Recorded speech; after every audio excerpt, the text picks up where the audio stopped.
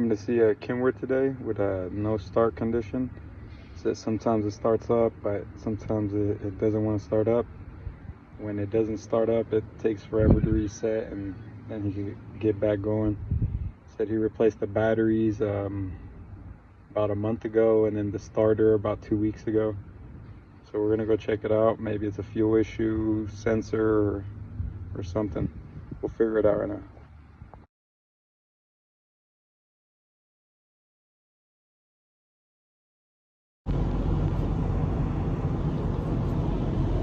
Sí, a esos vatos ahí, el que la puso. Bueno, se me gustaría la onda, pero está. So we checked it, everything checks out. It's a bad installation on the batteries. You can see the posts are damaged. He's gonna see if they'll give him warranty for it, if we take the batteries, or he's gonna figure it out right now. But regardless, we'll get him squared and get him back on the road.